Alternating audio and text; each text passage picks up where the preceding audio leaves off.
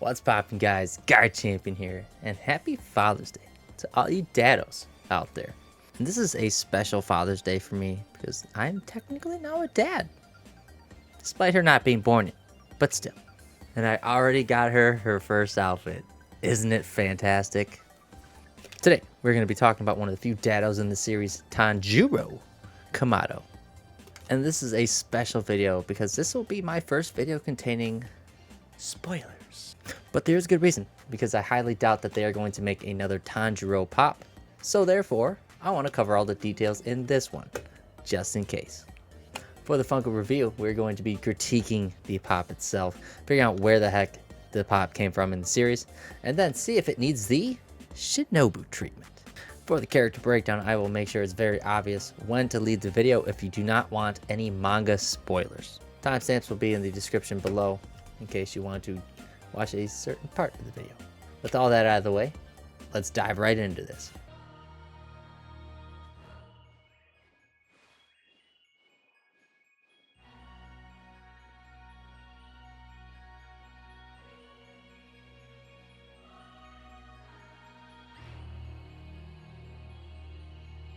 This pop is a AAA anime exclusive, and overall, the pop is pretty heat. The patterns in the cloak are very well done and has good line work with very fine details. It even has the lines at the end of the cloak to represent the little frillies at the end. I don't really know the technical term for these, but that's just the first thing that came to mind. The cloth covering his face, which is probably the most important part of this pop, was pulled off perfectly. The text is very crisp at the edges. If the lines weren't as crispy, the sloppiness would be more apparent as it is up against a plain white background. Just like Tanjiro's hair, I really like the colors, and it just has a good look.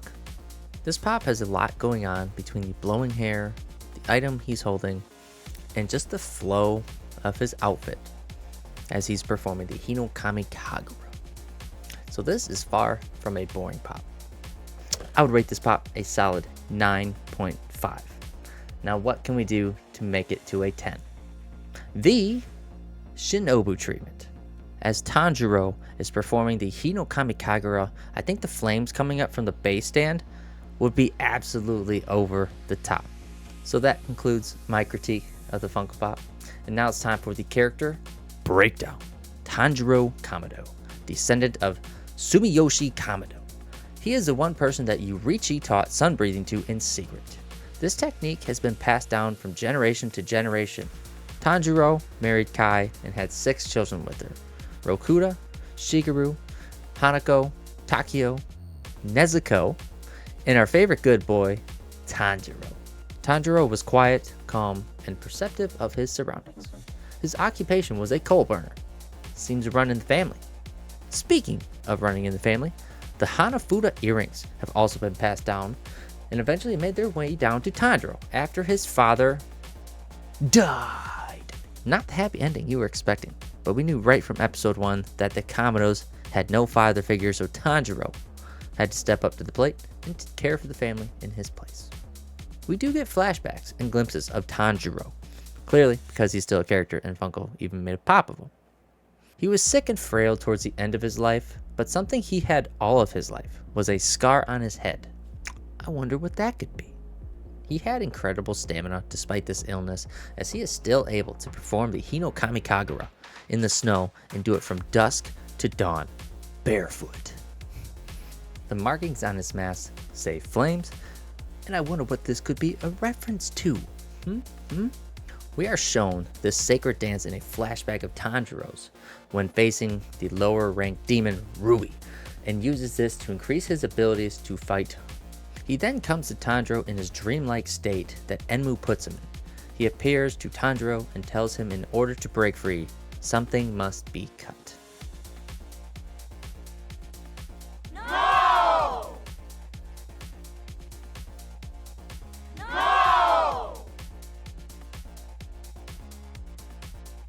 Yes! Yeah, don't do this at home. This was clearly a comedic skit. So yeah, behave yourselves. Ugh, kind of stale. Anyways, this will be the last time we see him in the anime currently. So this will be your warning to hop out before we dive into spoiler territory. Like, kind of some important shit. Alright, so leave now. But before we do, if you made it this far, feel free to like, subscribe, or comment if you like this video.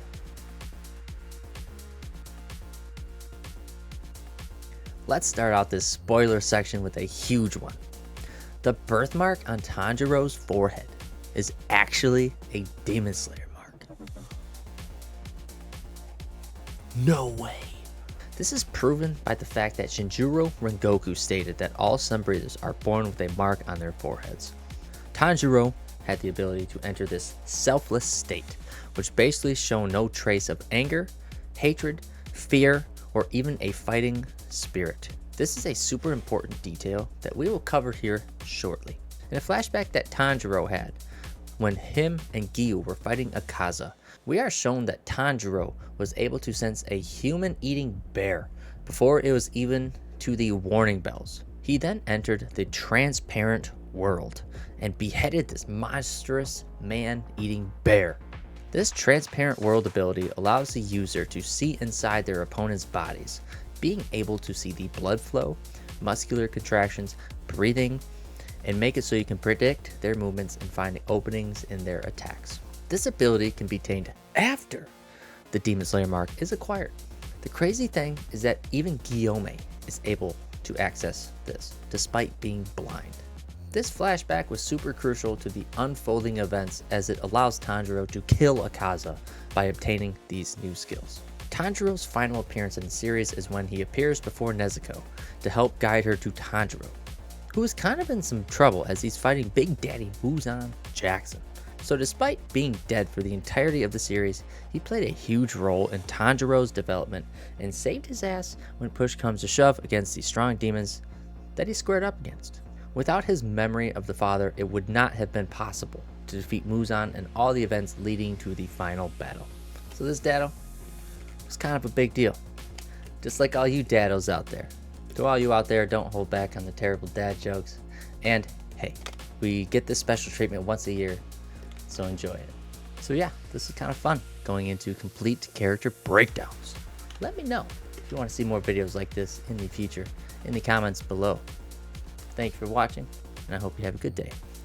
Peace.